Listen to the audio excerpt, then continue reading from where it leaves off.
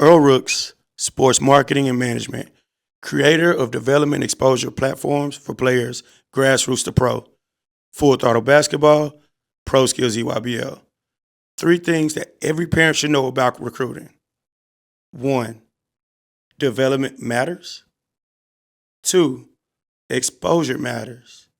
3, timing matters. Take those. The lessons that you learn in basketball, whether it's starting from the bottom and working your way up, whether it's competing for a position, whether it's finding a role within a broader team, being able to create value. Those are the lessons that I would encourage and urge parents not to steal from your children, because they'll need those to be productive adults and citizens.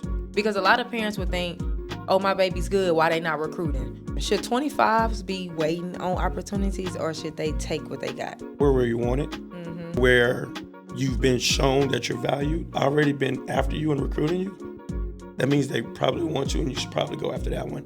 How does Pro Skills prepare athletes to be ready on and off the court for the next level? Our approach to playing, we may have to play some tough games, some better teams.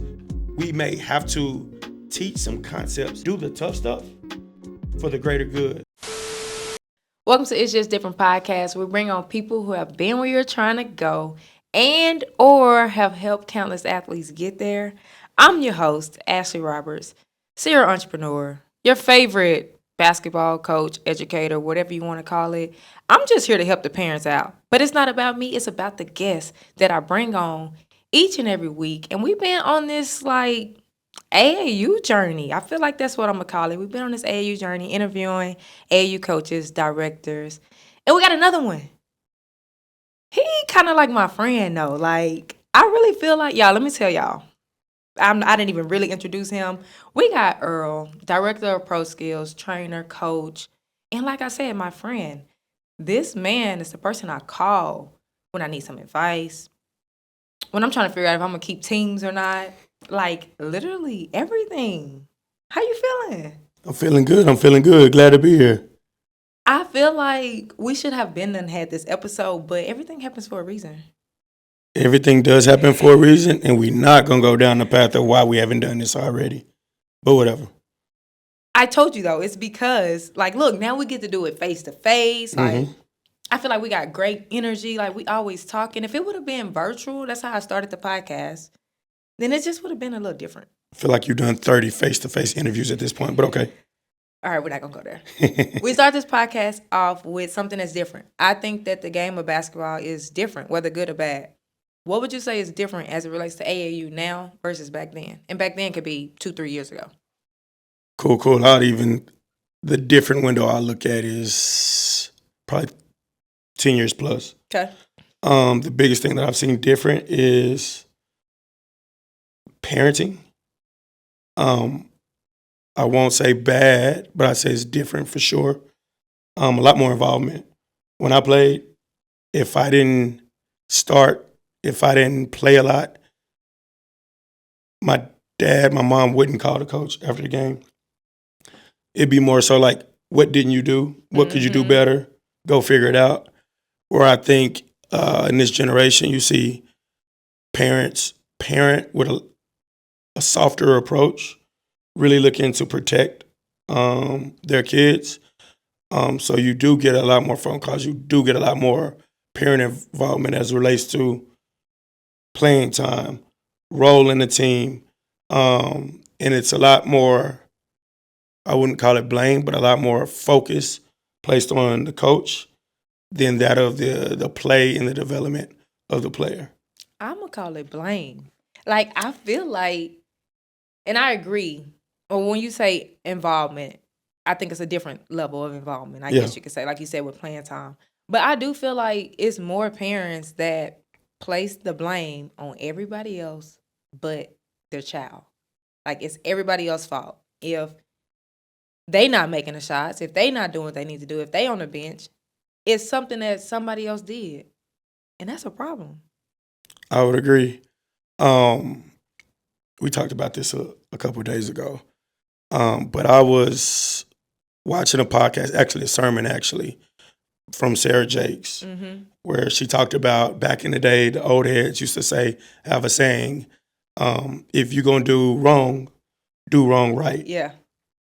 Basically, if you're going to do something wrong, do it by yourself. Do it where somebody won't tell on you.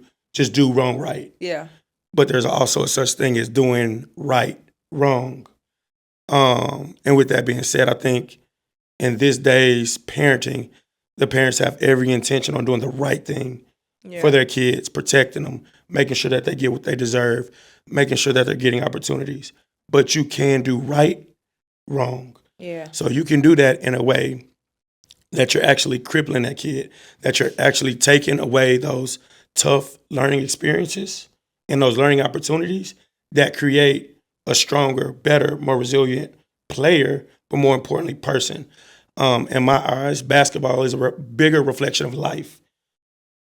Less than 1% of people will go play pro, but everybody that plays basketball will have to go be an adult, will have to be a professional. So in doing that, taking the lessons that you learn in basketball, whether it's starting from the bottom and working your way up, whether it's competing for a position, whether it's finding a role within a broader team, and being able to create value. Yeah. Those are the lessons that I would encourage and urge parents not to steal from your children, because they'll need those to be productive adults and citizens. Yeah. No, I like that. And you talked about something basically starting from, like a kid starting from the bottom or whatever and working their way up. Mhm. Like, I didn't really give you I don't give none of the guests an actual introduction. We just go right into the conversation because I like to talk. But kind of talk about your journey from where you started to being, where you're at now, and leading and directing pro skills and building up a brand that hasn't been around. Have y'all been around over 10 years? No, absolutely not. Yeah, exactly. Until what it is now. Kind of talk about that. Cool. My timeline and exact years are always a little bit off. But I actually started in player development. Mm-hmm. I was doing that, I would say, for probably 3 or 4 years before I even got in the club. Started all boys, high school, college, pro, but mainly males. Mm-hmm. Until one day, one of my clients brought his younger sister. That younger sister was Sarah Andrews. And the dad was like, "Hey, would you work with Earl?" I'm like, "Sure, I guess." She gets in the gym and was better than every boy in there. Yeah. Was absolutely phenomenal.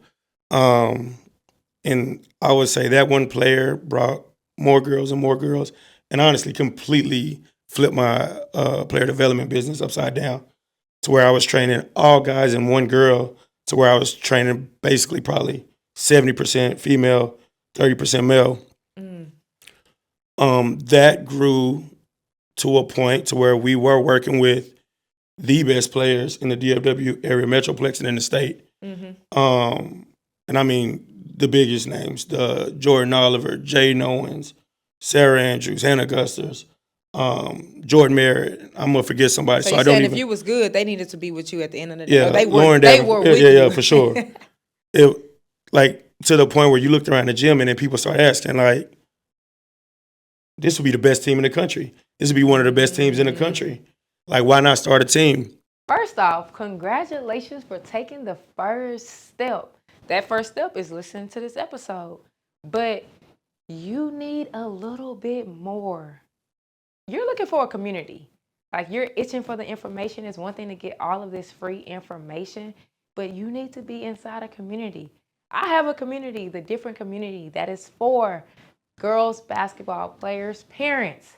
We meet bi-weekly. There's monthly drops into the community. You get to ask me questions. And more importantly, the parents get to celebrate with each other. Who wouldn't want some motivation, some celebration along this journey? Join the different community. The link is below. The link is in the description. The link is wherever you're listening to this. Come on and join us and get in the community. And then shout out to Charles Stoker, which is my partner in crime, in training. Like, we'd always like, nah, we just want to train. Like, we want to train. We really don't want to get involved in teams. And then I kept urging and urging and urging. And then one day I did get a call about a potential opportunity with Pro Skills, where they were looking to move in, like, long established history on the boys' side, but looking to move into adding girls to the program. At the time, I was being pushed by parents. We had the talent. And probably more importantly, I was going to games. I was watching the coaching and development. Some of it I was a fan of it. A lot I wasn't. And I'm the type, if you see something wrong, don't just complain about it. Either do something about it or don't say anything at all. Right. And so I felt like that was an opportunity for me to do something about it. So my first graduating class, the year that person was a senior, they graduated 2016. So that means my first summer was 2015. With Pro Skills? Yep. And they didn't have a girls team before that? There was like a couple rec teams, but nothing for real. Yeah. Like that first girls, like true, like we were doing girls basketball was the summer of 2015. Wow. So literally a little bit under 10 years per se. Wow. So you started 2015, and how many teams did y'all have? 2. We had a 17U that had 2 rising seniors, a lot of young kids. And then we had, at that time they were probably 8th grade. They were 2020s. Playing 17s. No, that group. Are you saying 2 teams? We had 2 teams. Yeah, I had a 17U team. And then we had a group of 8th graders. So walk us through how Pro Skills was able to get a contract. I think that's the thing now. Everybody wants a contract and everybody wants to be on the circuit. How are you guys able to build up enough talent to even get a contract? And I guess a 2-part question. One, how was you able to build that up? And then what does it look like now, like with teams trying to get into the circuit? Yep. When you asked that question, 3 things came into mind. One was right relationship, right? Mm-hmm. Like we had a strong boys program that had already displayed the ability of Pro Skills to recruit, develop, and perform on the biggest stage. Mm-hmm. So that helped out a lot, quite frankly. The second thing I would say is the talent. Like we had the talent. I learned a lot in my early years. I found mentorship. Ray Caldwell was huge in my early years of development and spent a lot of time with me, helping me understand where I needed to be, who I needed to be playing, who we need to be playing in front of. So having that talent and then putting that talent in the right places. Mm-hmm. And then another one is just like timing. The timing had to be right. It had to be a slot open in the league. Mm-hmm. They had to be looking to bring on another team. So the combination of relationships, talent, and timing all played a major factor in it. All right, you say that, and my mind, I know we're talking about like teams, but my mind immediately went to players. Yeah. Like, as far as getting recruited, like having the talent for one, having the connections or the right relationships, and the timing. Absolutely. Like, can you go into that a little bit? And I want to go back to Pro Skills, but you said that, and I immediately went to like, that's what these players and parents need to hear. Because a lot of parents would think, oh, my baby's good, why they not recruiting? Or they should be playing at this level, or whatever the case may be. And sometimes it just might not be. Your athlete might be a point guard, and UNT might not be looking for a point guard. Can you talk about that a little bit? True story. Timing matters. Yeah. And it's continuously changing as the game changes, as the rules that surround the game change. So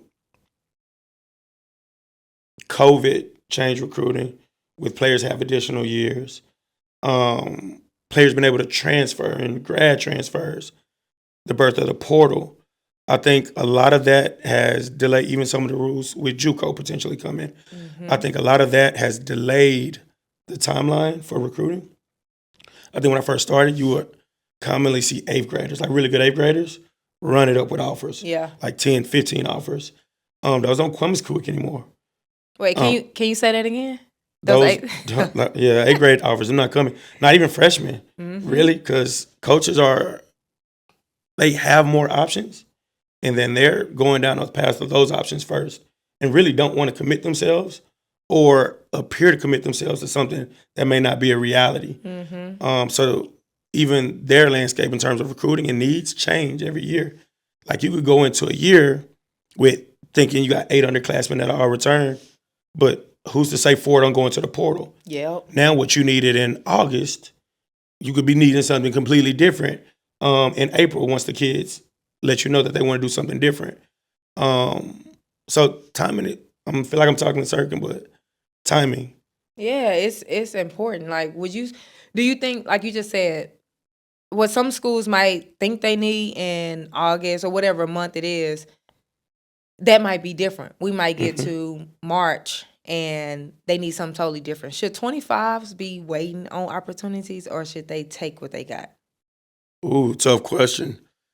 I'd say, not be completely candid, I would say go where you want it. Go where you've been shown that you're valued. And a lot of that times, like right now, we're looking second semester, senior year 425. If somebody's already been after you and recruiting you, that means they probably want you and you should probably go after that one. That's not to say that opportunities won't become available later. Yeah. But a lot of times those opportunities are because something else happened. Exactly. And you weren't a primary choice. You weren't the pick. And a lot of times, I'm going to be just quite honest, a lot of times if you're not the pick, they're going to find a pick. Yeah. And you're just a placeholder. Or you could just be a placeholder. Right. That's not the end all be all. There's been people that make great situations out of late recruitment. But I would say go to where you're desired, go to where you know you're wanted. And I think your probability of being successful and having buy-in from the coaching staff in that environment would be a lot greater. I agree. And I just feel like, and you talked about this a little bit earlier, but I feel like with all the new rules, like it don't matter. Like if you're going to go JUCO, if you're going to go D2, and we're going to talk about that in a little bit, but I just feel like if you're doing what you need to do, the coaches, they're gonna find you, right? Like I just think that a lot of people try to hold off on, I just want to see if a D1 gonna come. Well, just like you just said, they gonna look in the portal. I think the portal opens end of March, maybe. Don't quote me on that, but I think it's like end of March. So a lot of these coaches are gonna go look in the portal. They're already asking. That's where they're going. They're going to the portal. If there is a 25 that wants to play D1 that can play it or feel like they can play at the Division I level, would you recommend them go JUCO or D2? I would say JUCO. The reason why is because I know the portal is a place coaches will look. Facts. For players. So if you went to a D2, like put up good numbers, you go enter the portal, coaches may find you in the portal. If you're at a JUCO, coaches are actively coming to your games. Absolutely. There's tournaments, there's showcases where you're playing and college coaches are coming into your practices. So I think the amount or the amount of exposure and the number of ways to be seen are increased by the JUCO path. They're greater at the JUCO level than they would be at D2. Not to say that it can't be done from a D2. Yeah. But I think the opportunities are greater if you're going to JUCO. Yeah, I agree with that. I'm a JUCO product and I'm always promote JUCO. But I agree. I think that if you want to get immediate looks, you're going to get that at JUCO level. I feel like from a D2 standpoint, you have to put up numbers. That's the only way that a coach would be like, oh, shit, or oh, shoot. Like, who was that? Yeah. Like, that's the only way. So I do think that I would go JUCO at the end of the day. Before we get to all of that, though, like the kids have to be seen, which means they have to play AAU basketball. Yep. What sets Pro Skills apart from any other program?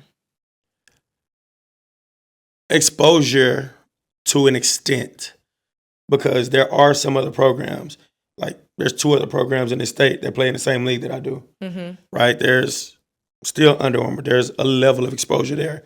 There's a level of exposure in Adidas. And I've seen those programs be able to get their players in front of the right people. Right. So that's like once you get to the top tier, like I say, like the tier 1, tier 2 programs, I think they all have the ability to create exposure. I think where we separate ourselves is when you get the exposure, when you get the opportunity, can you perform? Yeah. Our accelerator is not only do our kids get the exposure, not only do they get the offers, again, they could be one-on-one between us and another program. We separate ourselves when our kids get to school. When they step on campus day one, prepared to play. Like we were playing around with some numbers the other day. In the past 8 years, I think we've had 104 kids go on to college. There's 60 current active players playing in college basketball, and the numbers of players that are averaging more than 15 minutes a game, more than 10 points, more than 5 rebounds, more than 4 assists, more than 2 steals are crazy. I mean, crazy. I'm talking 20 plus kids potentially averaging more than 15, 20 minutes a game. Another 20 that's averaging over 10. Like, our kids go and play. Yeah. And our kids go and perform. And I think that's where we separate ourselves.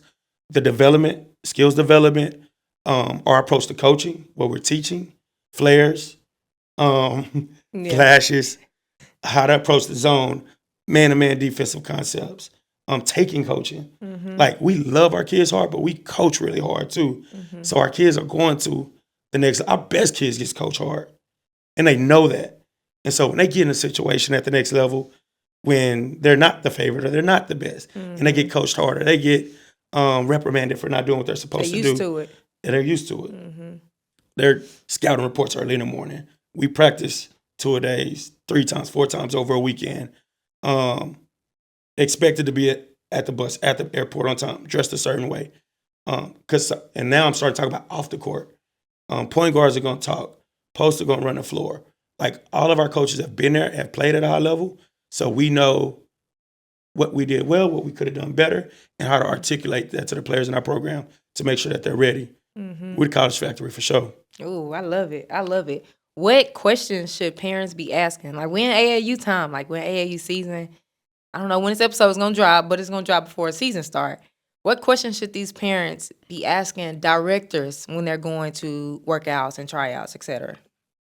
Oh, I first say, what questions should they be asking themselves? Somebody else said that. The real question is, what question are they asking themselves before they ask me? Yeah, because I'm going to be honest, like, a lot of times it's not so much the questions you ask, but do you really want the true answer? Like, what kind of truth do you want back? Yeah. Right? Like, I've been at it for so long and I've seen so many players, I could pretty much tell you, like, what level a kid is going to be successful at in college, what level they should be playing at in club. I could see a kid that maybe not that good in the 7th or 8th grade, but I could be like, she's going to be one of the ones. Or I could see a kid that's really good, she's performing at a high level in the 7th or 8th grade and be like, that might not last too long. Like, in my mind, there's like a quadrant, right? Like, there's low performing, high performing. There's low potential, high potential, right? So, like, at an early age, you could see a kid with high performance, but be low potential, right? That means they're really good in the 6th grade, but they could be really small. Yeah. Or they could be like, oh, she's 5'10", but I can tell by the way she's built, she's not going to grow anymore. So she's a 5'10" post, and that don't translate down the road. Right. Or there could be low performing, high potential. Long, lanky kid, tripping over her feet, coordination maybe not set in, but she work hard, she pay attention. She might not be the best right now, but she's going to be a problem down the road. And then there's some you just know from the beginning. They've always had it. And Ari Robinson, for example, like, she's always been good. I think her game translates well at the next level. High potential early, high performer early. I think that carries through.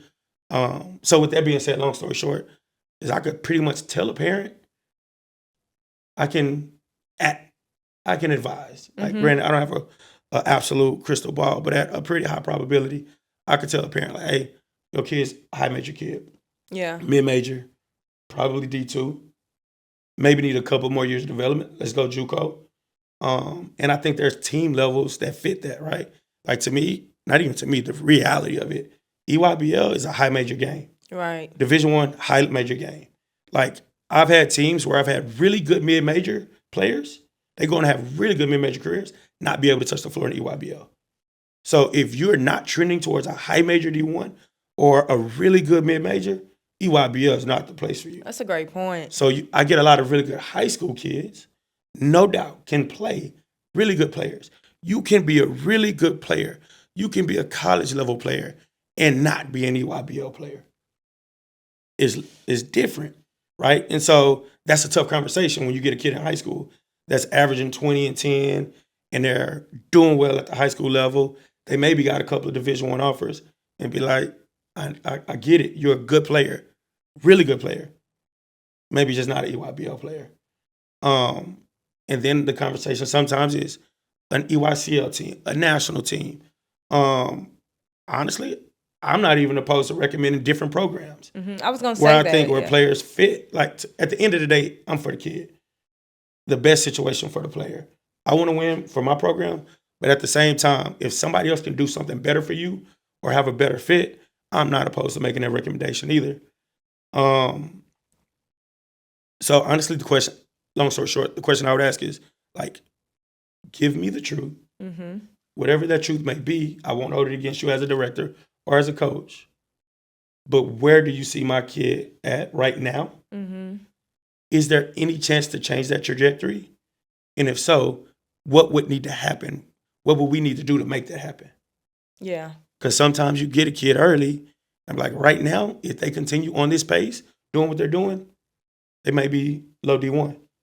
But if they commit to watching film and watching games, if they commit to working on the jump shot or getting in shape, getting stronger, that could change.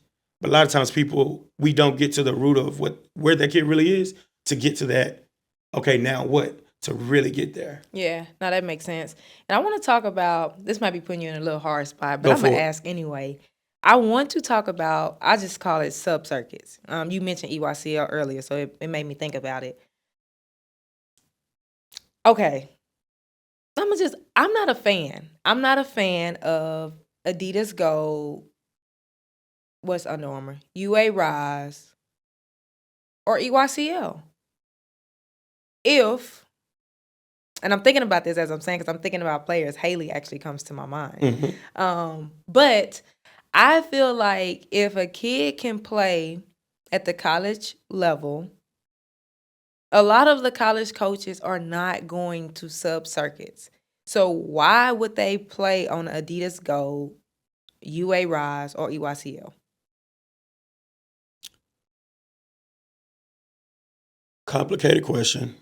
I don't even know if I even asked the question at that point. My mind went a couple of places, and I'll just download.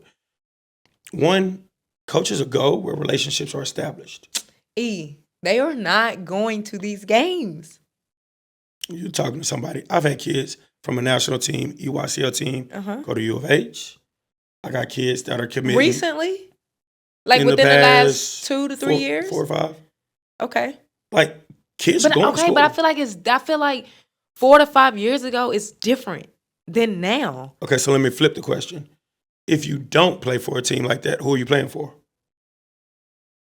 Okay, so and I think we're talking, it obviously depends on the kid.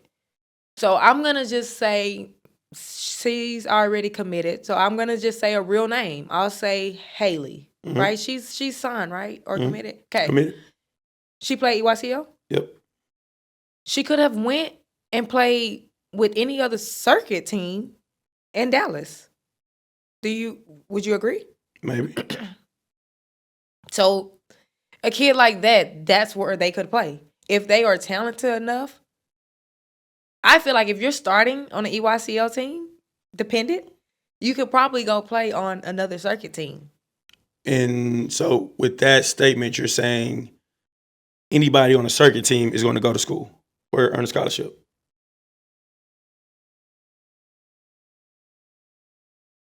Not necessarily. I'm not necessarily, but what I am saying is. Or you're saying for Haley was, if not the best player, top 2 player on that roster.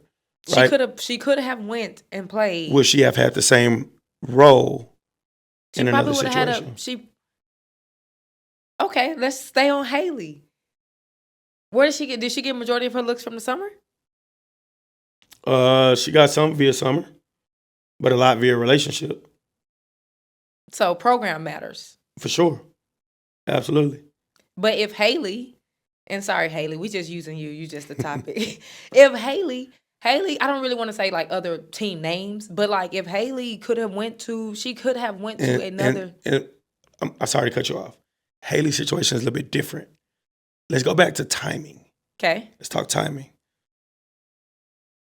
The most important year of your recruitment is not your last summer. For sure. It's the 2 summers before. You think 2? I think sophomore year. No. The 2 summers before. More importantly, your sophomore going into your junior year. Yeah. So freshman into sophomore is important. more important sophomore going into junior, Absolutely. right?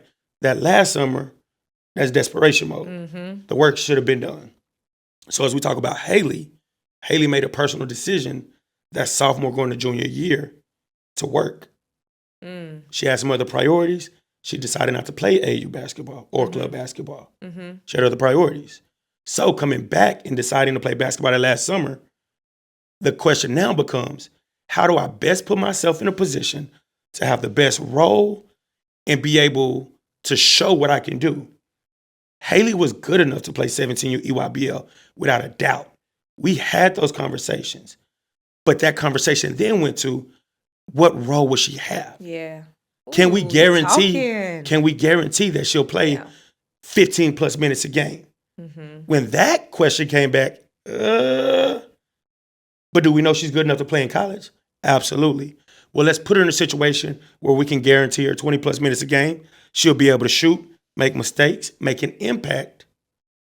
And that impact, whether 50 college coaches come to that game or 5, we can get enough evidence, we can get enough gravitas to go and promote her afterwards, even if they're not at the game, to promote her afterwards to gain her exposure and opportunities. I felt that.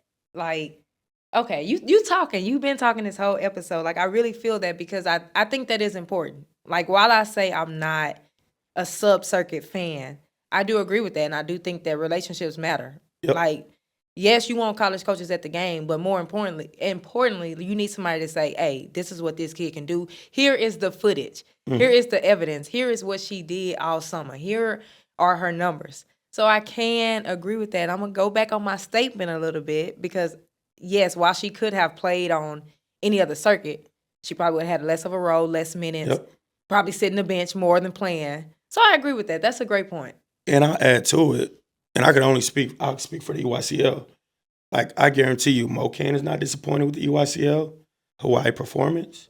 Like, there's teams that... They were EYCL. Yeah, that's true. Quality teams, really good players. So for players on any team in the EYCL, you're not just playing against random teams. Like, you're playing against kids that can go. Mocan, pool play, Nike Nationals, they beat me. Yeah. I was 14-1 heading to Nike Nationals. We played Mocan, the EYCL team. They beat me in pool play. Really good program, really good players. I guarantee you, those kids benefited from playing in the EYCL. I can feel that. Okay, parents, I got to look at y'all for a second. I'm still not a sub-circuit fan, but I see what you're saying, and I think, and I'm saying that because I get these questions literally all the time. Mm-hmm. Like, it's probably the number one question I get. Should I play on an Adidas Gold or should I? And I'm going to tell you my answer is, I always say it depends because I think it does depend on the program. And you've said the biggest thing, the relationship. Like, it depends on who is talking on your behalf, right? Because I feel like... It depends on what, like, in my opinion, it depends on what are your other options. Because, like, if I were a parent and my kid had an opportunity to play EYCL, my approach wouldn't be, oh, no, the EYCL is not the EYBL. We're not doing that. I would ask the question, so what are my other options? If my kid... Within the program, or are you saying... Both. Okay. Like, right? So in this program, if my kid could play on the EYBL team, what would their role be? How many minutes would they play? Right? I would guarantee you 25 minutes on EYCL is better than 5 minutes on the EYBL. Right? Like, getting out there, playing, showing what you can do, even less from an exposure standpoint, from a development standpoint. Like, you have to play, right? You want to be somewhere where you can play. Or let's say I'm in a really good program. I'll give a shout out to Cypher. 17U EYBL is going to be loaded, right? I'll go on Power 4. So being offered an opportunity to play on the EYCL team, okay, I asked, what about the EYBL and how many minutes there? I could look at somebody else's top team.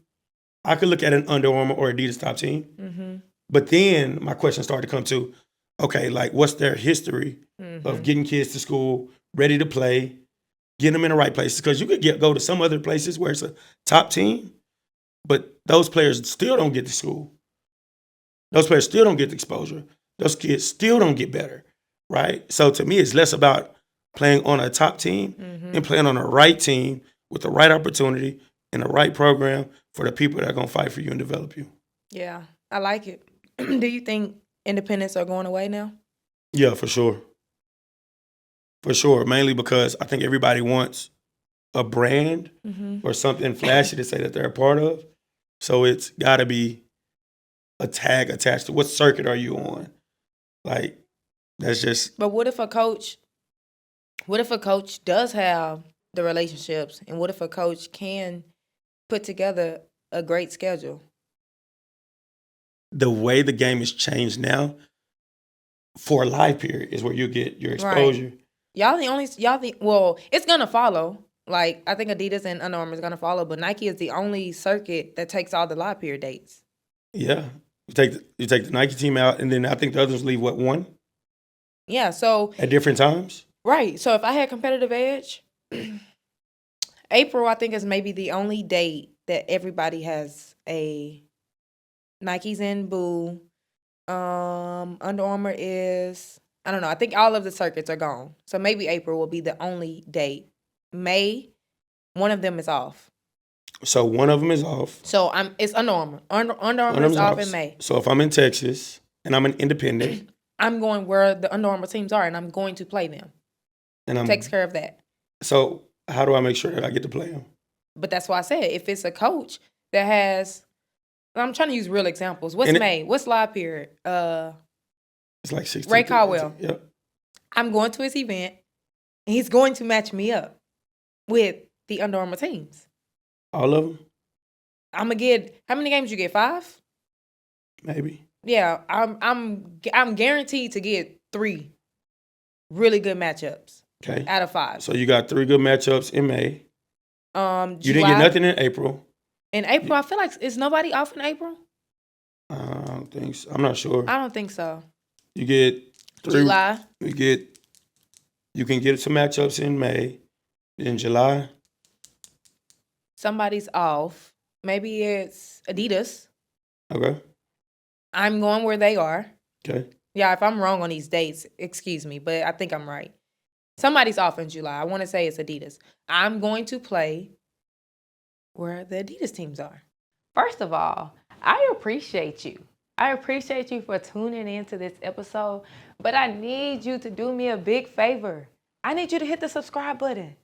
I want this podcast to go out to everybody that has an athlete playing sports, okay?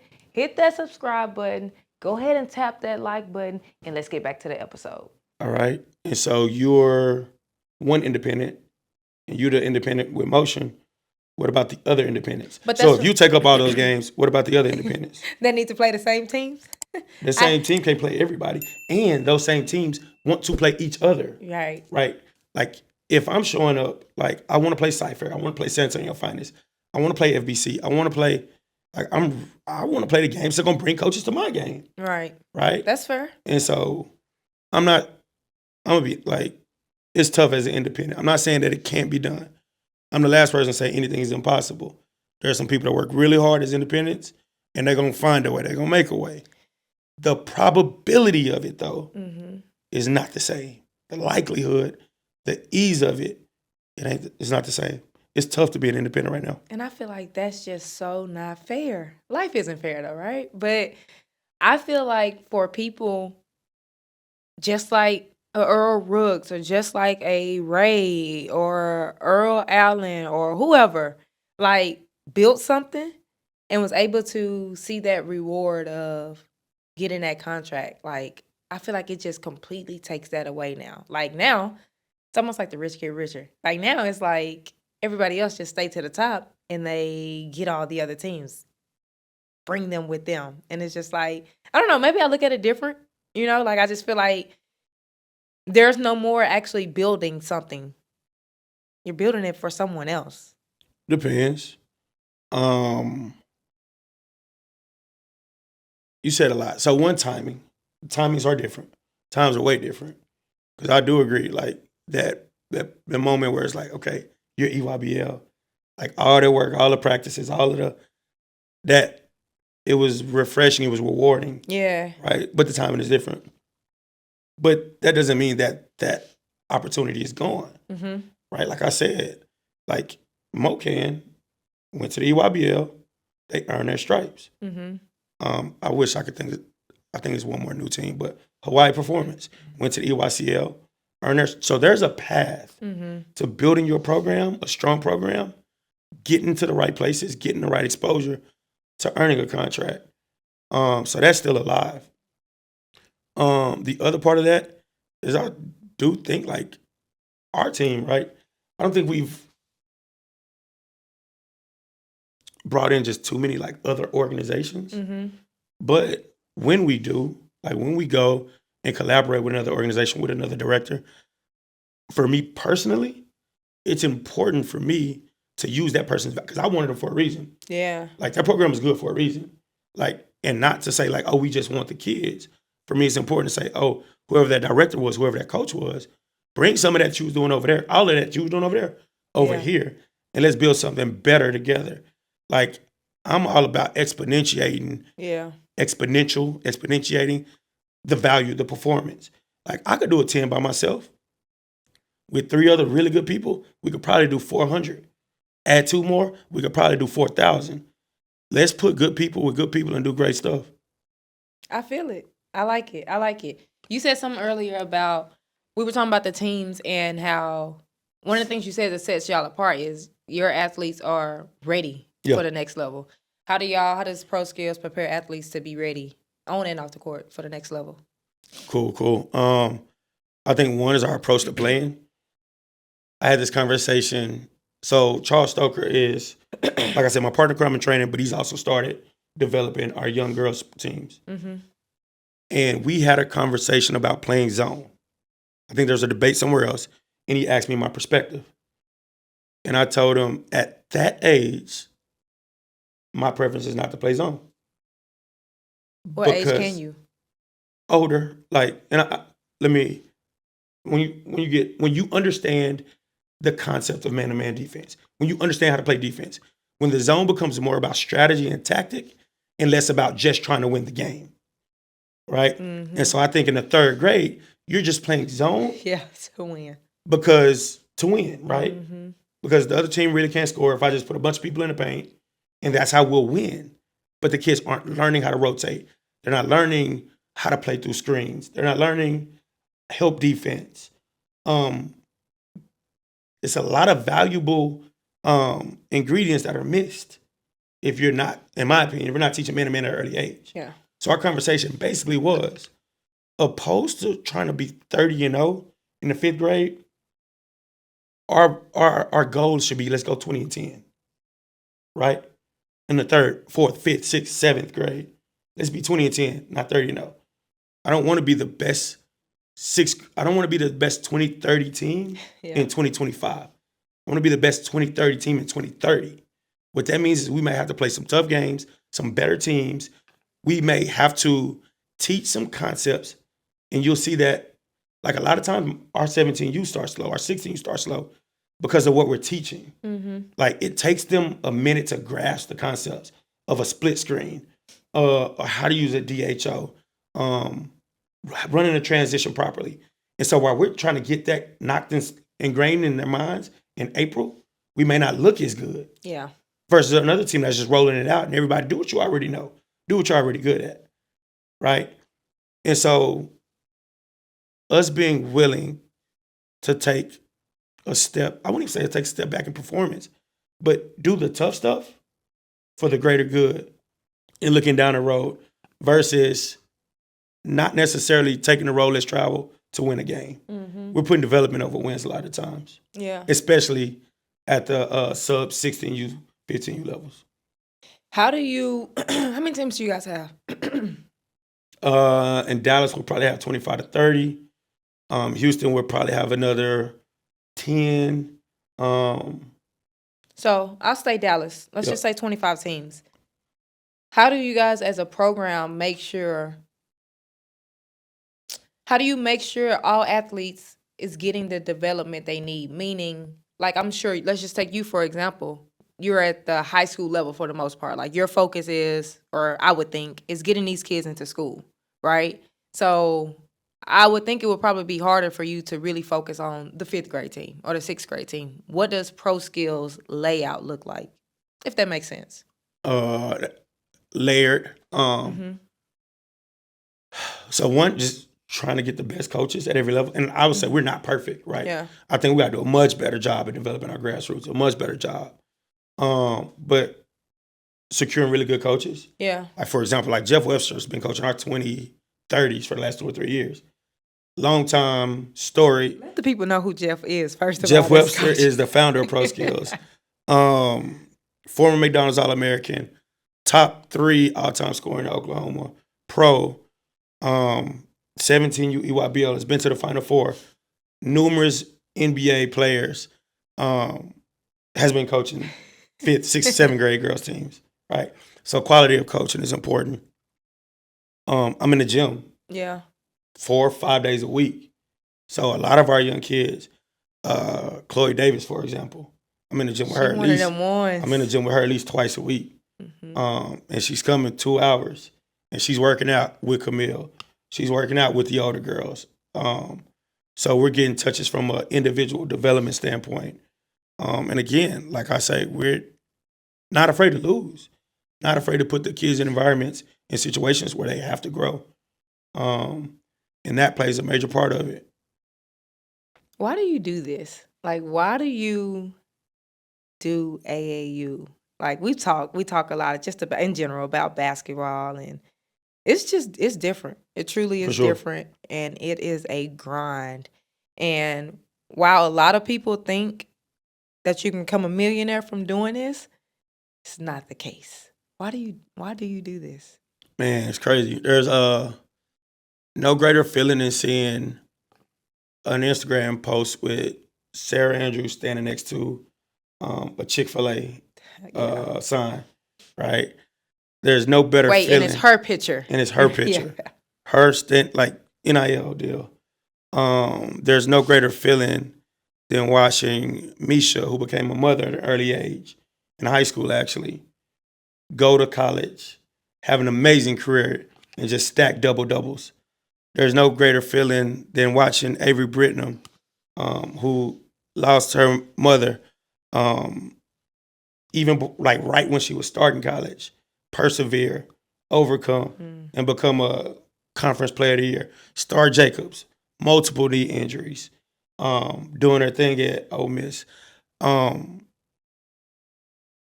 think I find it to be my passion to help other people make their dreams become a reality. And so that part of it keeps me going. It keeps me in it. Because there's so many, like, former players becoming coaches.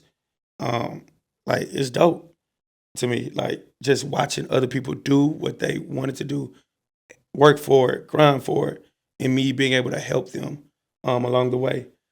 Secondly, I'm just competitive anyway. Yeah. I think it just scratches a competitive itch.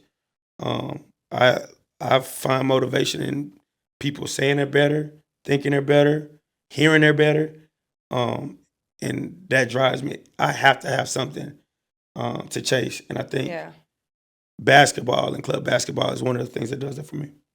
Do you ever feel like you missing out on something else? Absolutely. Yeah. There's absolute opportunity cost. Financial, right? Like, I think a lot of people think, well, you can make money. There is some There's entrepreneurship. other things that you can do. There is some entrepreneurship in club basketball, but I definitely could be doing some other things. Yeah. And making a lot more money. Family. I have a daughter that is in competitive cheer, and I miss practices for my practices. Yeah. Like the other day, it was a Sunday competition round in her cheer, and I had to text her before I left the house that day to go to basketball workouts. Like, hey, babe, Daddy won't be able to be there because I got to go run these workouts. But good luck. Like, I love you. So those moments you can't get back. So a lot of time that I spend helping, competing, developing other people's children, I'm taking that away, or it's a trade-off with my own family, or so on and so forth. Yeah, I think that was probably, I miss coaching. Like, as you just said, like me being a competitor, like I feel like that's it's competitive. Mhm. Like being able to coach, I miss coaching, but like that was something that I battled with for the longest. Like, all right, like coaching, I feel like coaching is a passion. Like, do I want to continue this passion or is it more to it? Like, but that was Mhm. something I always like felt like I battled with of like, I mean, we had conversations, I feel like every year. Yeah, Where for I'm sure. like, I'm done with this. And something like brought me back to it, and it was like the kids. So I don't know, I was just curious while we talking. I'm like, why do you do this? Because like that's something like I feel like I miss coaching. But I It's feel a like I'm in rush the for right sure. spot. Yeah. It has its highs, it has its lows. But you got to be connected to it through Yeah. passion. What's the most challenging part about running an EYBL program? Extremely competitive. But I think probably the most challenging part for me is like kind of what we talked about earlier. Like, not all kids can be EY. I don't want to say like the potential and performance of an EYBL player is different. Mm-hmm. You're essentially a 2%er. In fifth grade, we'll have 3, 4 fifth grade teams.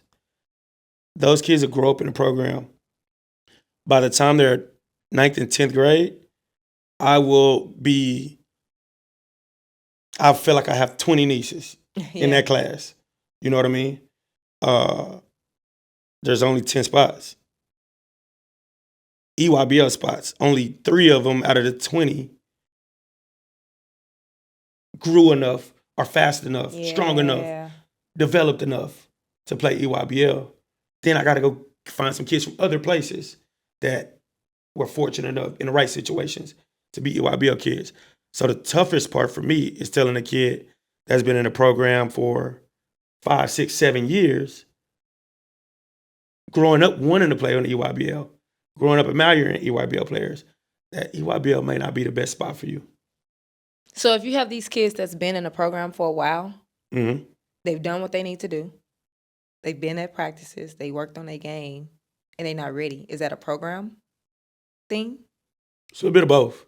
Okay. I think there are some natural things that have to work in your favor to be a high-level basketball player. Mm-hmm. Like, I was a pretty good basketball player in high school, but I'm 5'8", Yeah. right? Like, the chances for me to go play at the University of Texas were always against me, Yeah. right? So there's some things like that. Like, no matter how hard you work, right? And that's a tough thing to say. Like, you can work as hard as you want, but the likelihood or the odds may not be on your side regardless. Not to say that it won't happen, but the likelihood of it happening may not be in your favor. Yeah, that's real. There's a population of people that is knowledge that has to be into it, right? Like, you have to understand, like, what's real work. That's what I found out in my transition from high school to college. I thought I worked hard till I got to college, and I was like, oh, you were up at 5 a.m. and then you're back at 5 p.m. and you made 500 shots in each session. You think you're working hard, and from your understanding, you're making sacrifices, but everybody doing it. Yeah. Like, I hear that a lot. Like, my kid works hard and deserves to be on the EYBL. My kid works hard, deserves to be an MVP or deserves a Division I scholarship. Do you know how many people you're competing against? Yeah. It's a lot of people working hard. And your working hard may not be the next person's working hard. Like, even with me and you and our friendship, like, I could think I worked hard that day. And I get home and I'm like, oh, it's time to take a break. It's 11 o'clock. Let me call my girl Ash and see what she's doing. What you doing? I'm working. I'm breaking down footage. I got to get content. I said, she's still going? Yeah. I thought I worked hard until I saw somebody that works harder. And so that's relative. Yeah. Like, it's a lot. The program could do a lot to put development in place, coaches in place, the right frameworks in place. But at the end of the day, it's a lot of at the end of the day, it's a lot of factors at play. Right. Yeah, that's fair. And we've been kind of talking about EYBL a lot. There's some parents listening to this that think, oh, my daughter's an EYBL kid. Like, you talked about it, like that's the 2% and this and that. Like, what type of kids? I don't even know if I want to say what type of kids are EYBL kids. That's not the right thing. That's not what I'm trying to say. But what does it take to be on an EYBL program? What do you guys look for on your teams? Like, help some of these parents out understand that, okay, my kid might not be ready for that? Oh, tough question. Because it depends. A lot of it depends, for sure. Right. So I would say this. The kids that I've seen perform well in the EYBL worked out outside of basketball practice, organized basketball practice. They were committing at least 10 hours a week. And that's 4 to 5 days, 2 to 3 hours each of those days. Like special case interview. Like you heard the workout regimen. Yeah. And not only is somebody forcing it, like you're chasing it, right? So it's a mentality as well, right? Like you have a growth mentality. To play at that level, you have to be competitive. You have to be driven. So if somebody's having to say, hey, you got training today, or you got practice at 6 a.m. and you're like a lot of times they don't work out in your favor. So it's the work, it's the mentality, understanding the game. Yeah. Whether that's you watch it a lot, you study your film, you got somebody teaching you and talking you through it. But like having a high basketball IQ really helps. And then a true understanding of who you are, your strengths and opportunities. Because there's room in EYBL for a kid that probably can't shoot, probably not the best ball handler, but if she knows she can rebound, and she rebounds like a maniac, there's room for you. Or a kid that's a great decision maker. And like her best asset is she can communicate, she can lead, she can help scorers make shots. And if she's self-aware enough to know I shouldn't be shooting pull-up jump shots or driving in the paint, forcing layups, when there's somebody on my team that can be better at that, and maybe I can be the setup person and specialize in that role, like there's a place for a player like that in the EYBL. But it's a lot to go into it. And it's tough to say this is the mode because that's not it. But are you one of the best at what you do? That's good. That's good. Now, we got to back it up just a little bit. Like, we're throwing around this EYBL word, Under Armour, Adidas, yada, yada, yada. Yep. There's some parents that's listening to this that don't know. They don't listen to about 30 minutes of this, and they don't know what we talking about.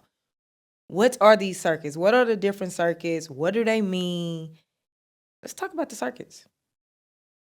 So the circuits, EYBL, Under Armour, GUAA. You got Under Armour. Adidas 3SSB. Then Select 40, Elite 40. And Power 24. Power 24. I know Ray's doing a new circuit this year. Yes. So tons of circuit opportunity. And a circuit is comprised of a number of teams. Ultimately, probably the best teams that they can bring together to compete against each other, to create exposure and development opportunities. Yeah, pretty simple. Now, you talked about all of those, EYBL, Under Armour, and the list goes on. Underneath that, and we talked about it a little bit earlier, EYCL, UA Rise, Adidas Gold, right? So you have a bunch of different circuits. And you've really talked about this throughout this episode, but I really want to make sure that we helping these parents out. Like, because as we just said, there are a lot of circuits. And a lot of these parents, they don't, some of them don't even know the difference between Adidas Gold and EYBL, like at the end of the day. For sure. So, like, yes, they have to ask themselves questions, but they done got past that. Like, how can they're going to be going to a lot of different tryouts, right? And they might have you saying you can play EYBL. And then they going to have Ashley Elite saying you can come over here and play Adidas Gold and you going to get this, that. Yeah. How do they decipher through all the different circuit talk? Man, honestly, if it were me, I'm results oriented. Long story short. Yeah. Results, fact-based. Show me what you tell me. Can you do that?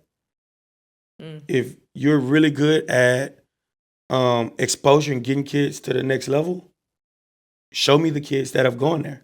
Like, can you give me pictures Show me pictures you've taken. Like, show me, right? If you say you're really good at development, tell me, show me the results of your players in college. Like, what are they doing? There's some programs that I know have sent a lot of kids to college, but I can't name one of them now, right? Like, they don't do anything when they get there. And that matters. Like, can you point your finger to freshman Kendall Sneed, who's 4-time, 5-time, 6-time freshman of the week? You know what I mean? Like, show me. Star Jacobs, Avery Britnum, Conference Players of the Year, All-American. Like, can you show me versus tell me what you do? And honestly, to me, that's the best way to differentiate. Yeah. No, I like that. When I had my program, at the beginning of every parent meeting, or at the beginning of every year during the parent meeting, I printed out, because I was just starting the program, so I didn't have any graduating seniors. So my thing was, I'm going to show them what I do have, and that's connections, right? So I printed out, literally from my phone, all the college coaches, obviously blacked out their number, but I printed out all the college coaches directly from my phone and gave them to every parent so that they can see, like, I'm not just saying I got these relationships. I feel like a lot of coaches would do that too. Oh, I got all the connections. Or we playing in the tournaments that they playing in. Yeah. Like, that was something I did every year. Like, you're going to see this sheet. You're going to know these are all the college coaches from JUCO to NAIA to D2 to D1, because I also feel like that's another thing, right? A coach might have these connections, and it might be all Division I. But my baby is a D2 kid. That's a fact. And so your connections ain't going to help me. That might not work. That might not work for me. True story. So I think that that's also important. Like, one, figuring out your level, understanding what level your athlete is at, and then that person that you're looking to play with, seeing what real connections they got, and does it fit what my athlete is going to bring to the table. And so now I'm going to challenge you, because earlier you were not a fan of the EYCL. Okay. And you're going to force your daughter to play on the EYBL when maybe she's a really good Division II prospect. No, that's not what I was saying. And I guess we didn't go deep into that. I think it's for me. Okay, that's a good point. I think it's for me, if there is a kid, I'm going to just say EYCL, that's on an EYCL team, and she has the talent. I think that's where I'm coming from. She has a talent to, if we're going to use the names, if I say Pro Skills EYCL, she's the starter, she's playing all the minutes. She could also go to Drive Nation, EYBL, and get minutes. Okay. In my opinion, I'm going to go to Drive, like, I'm not going to play with Pro Skills EYCL. If I'm going to get minutes on Drive Nation's team, I'm probably going to go there, because I feel like, even if the team might not be that great, I feel like they're guaranteed to be playing in front of coaches. Guaranteed to be playing in front of coaches. Guaranteed is a tough one, but the right coaches. So that's a fair point too. In the right role, and nothing against Drive Nation. Right. Shout out to Drive Nation. These just the names we're saying, but yes, okay. Right team in the right role, and by the way, again. And again, in my program, I don't say there's a top team or a second team. Like, all our teams are top teams, and I mean that. But you may get a top team opportunity at another place, but do you get the same amount of development? Yeah. And again, can you get me where I need to be and enable me and give me what I need to perform at that level when I get there? Yeah. That's the difference. It is.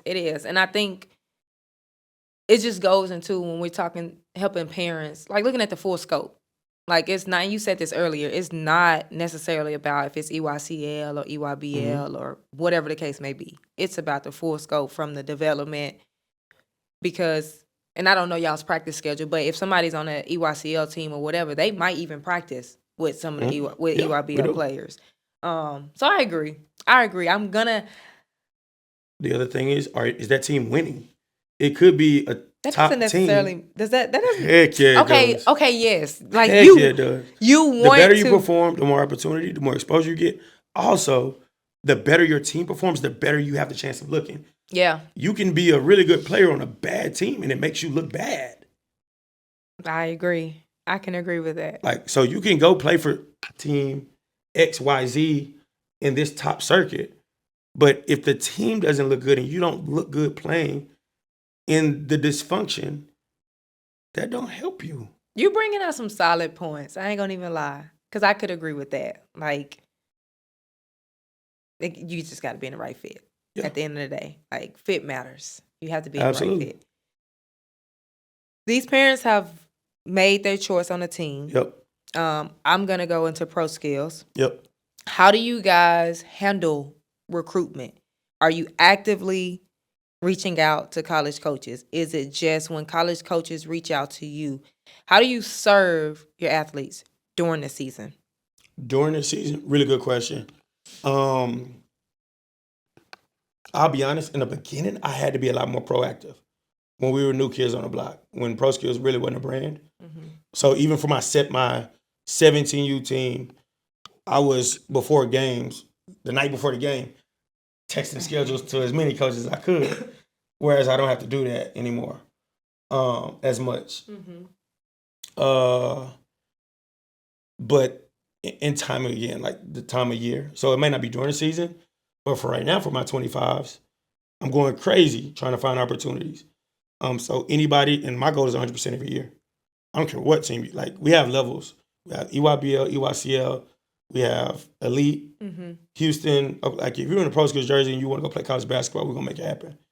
And so when that time comes, a lot of times that's not during the club season. It's before, it's after. I'm working the phones, working the lines. And even if I'm not doing that, I'm trying to create an event, an unsigned senior event, a showcase, something where I can pull. I got off the phone. I was texting coaches the other day, like, hey, when would be the right time to do this? Like, when would you have time? So I could create a platform where you may have been missed at another time or may have not been ready at another time to show what you can do. Mm-hmm. Starting early.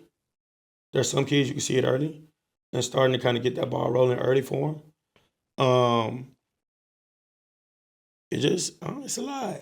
So It's not one thing. yeah. It's a bunch of things pushing in the same direction. So let's talk about, let's just say 26s. 26s, 26, 27, 28. Let's go there. Yep. 28 is freshman? Yep. Yeah, okay. So 26, 27, 28. I don't want to talk about those kids. I don't want to talk about the Aries, right? I don't want to talk about the kids that's just going to get it. They're going to get it. Yep. What about some of the kids that's in a program that needs that? Like, yes, the coaches are going to come, because it's, at the end of the day, it's pro skills. But you got some kids in a program that's not going to go to the Baylors, not going to go to the Texases. Absolutely. And everybody Most else is going to go. Right. What about those? Are you actively talking to coaches throughout before it's live period then? Or is it still if they reach out to you? Am I making sense? Yeah, you're going to trying to get me in trouble. Be like, yeah, if they're a freshman, I'm not calling coaches. No, for them. I guess timing is everything. So, like, the game has changed, right? So, like, I do. Like, when I'm talking to coaches and they asking, hey, what do you got in this class? Hey, this is the team I got. Yeah. Go check them out. Go support them. But there's priority in age levels, and there's different focuses at the age level. So, like, if you're in a 14U junior EYBL, for example, my goal may not be to get 50 coaches on your court. The goal is for you to get better, for you to develop. Because a big-time offer when you're in the 8th grade, minus the development, turns into I remember that one time I talked to that coach. Yeah. And then you go wherever you end up, but not that school. Yeah. Versus, honestly, I say, before, like, that sophomore to junior year, like, I'm really focusing. Like, if I'm a parent, I'm focusing my kid on staying down until you come up. Okay. Because you can get offers in the freshman year, and they don't mean any, like we say, timing. The portal swallow that offer up in the next day, right? Like, so it's not about accumulating offers as a freshman. Accumulate that development, accumulate skill, accumulate IQ, accumulate real-time game experiences. Yeah. Like, that's the focus at that age. Versus my sophomore going in my junior year, like right now, like for 27s, you got to be lit this summer. Like, now you got to be getting the exposure. Like, you got to be in front of people. And now it's most important for you to be showing what you should have been working on the past 5 years. But I think a lot of people get it mixed up and they focus on that improvement as an 8th grader, as a 9th grader. And they focusing and fighting so hard for that they're skipping over development opportunities and development situations. Like you get 8th graders so anxious to play 16s or 9th graders so anxious to play 16s. And just to be on a 16U roster, I'm on a 16U, but you're playing 8 minutes. Yeah. When you could be on 15U, I get Jules Lamandola, perfect example. Honestly, like she played 17s, I think, her freshman going to sophomore year. Freshman, okay, yeah. She didn't play that much. So we asked her, like, hey, Jules, we think it'd be best for you to put the ball in your hands, to give you the experience you need, to give you the opportunities you need, play 16s the next summer. Mind you, she played 17s the year before. Right. Went played 16s, got the development that she needed, got the looks, the exposure, the opportunities that she needed, and went crazy. I'm talking Gatorade Player of the Year. Went on to go to IU, like state semifinalists maybe, like. But it was because of the development. It wasn't about what looked good on Instagram. It wasn't about the optics, right? Yeah. It wasn't superficial. Like it was a plan with an end goal in mind, and working that plan to get to that end goal versus the illusion of I'm something. Yeah. Yeah, I feel that. Do you believe if you're good enough, they'll find you? Depends. But if you're good enough, there is the chance that they will find you. But there's always the ability to improve your probability. That's a good answer. It's the truth. I can't say that if you are a Division I kid and you play on an independent team, that you're not playing the opposing right team at the right time. Yeah. Or your film doesn't end up in the right hands, or you do something against the right like it's not far-fetched. Like it could happen.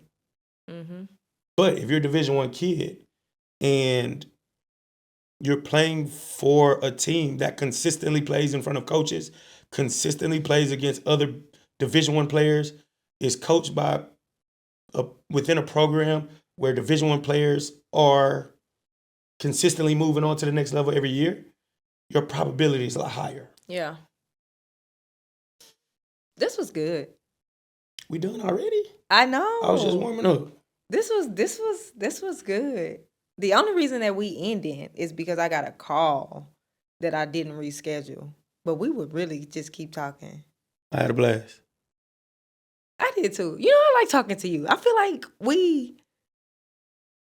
you want to be my co-host? Not really? You don't want to talk like that? I'm not looking for a co-host anyway. Y'all, drop it in the comments if y'all think I need a co-host. I don't think I need a co-host. I don't either. You don't think I need a co-host? Me either. There's a 25 that does not have any offers. Yep. And wants to play college basketball. They need some advice. Yeah. High school season is rounding up, and they don't know what they're going to do. Can you talk in that camera to that 25 and get that 25 some advice? Man, that's a great question. Dear 2025 that wants to play in college but doesn't yet have that opportunity, get your film together. That we won. Like really work on a really good highlight tape and identify 1 or 2 of your really good games full length. Highlight tape will get attention or get somebody intrigued, but you'll need to back that with evidence that you can do that for a full game. So I would say first have those artifacts in place. That email route is tough. You know what I mean? So like emailing a coach, hoping the coach sees it. But there's some really good people out here that when they speak, people listen. Yeah. They have relationships. So, and I don't even want to flood some people's inboxes, but there are. Like you got to kind of know who they are. I know, like Ed does a great job with I'm Coming. Yeah. Like if you could pique his interest, he'll fight for you. He'll go to bat for you. Kerry Noble is another one. Jason Key. Full Throttle Scouting on the way. Like try to find somebody that has a track record for being able, and that might be it. Because I've even had kids that didn't play for me in college, but they'll reach back and say, hey, can you help me when I'm going into the transfer portal? Like, find somebody that has a track record and strong relationships with colleges that could speak on your behalf. But you have to arm them with those artifacts, that highlight tape, the stats, the full game film. Stay relentless, like post, Twitter, Instagram. There be unsigned senior showcases and camps. Be realistic about it. Quite frankly, if it's this late in the game, and you haven't heard from who you want to hear from, it's okay not to maybe go to your dream school. But attend a showcase at a D2, attend an unsigned senior camp. But to me, like having an advocate, finding camps to go to, and then having those artifacts are things that you'll definitely need. I love it, man. We start this podcast off with what's different in the game. I like to end with you, with the person. What will be different with you within the next 5 years? In the next 5 years, I would hope to be doing the same thing, just a lot better. And it being a more complete operation and really being able to touch the basketball ecosystem from beginning to end. Development, exposure, representation, events, coaching, branding, marketing, really vertically integrating the basketball life cycle from grassroots to pro. I love it. We're going to come back to this episode and I'm going to be like, he said he was going to do that. Big facts. I feel it, man. I have enjoyed you. I have enjoyed this episode. I know y'all got some value from this. Drop it in the comments. Some of your key takeaways. What did you take away from this episode? Make sure you like and subscribe on YouTube. Subscribe to this so that more people can see these episodes that's dropping week after week after week. Hit that like button. And if you have been listening and watching this, you already know what I'm going to say. Yes, I'm about to say it.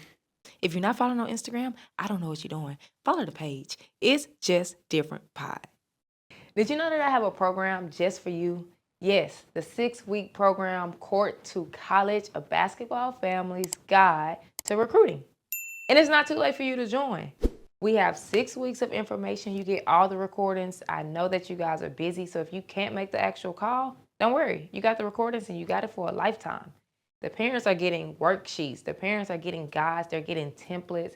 And they get to ask questions every single week. 6 weeks of information. We're going over choosing the right AAU team. We're going over recruitment. We're going over network. We're going over contacting college coaches. We're going over it all. And you need to be in a program. Click the link in the description wherever you're watching this and come on and join us in a 6-week program.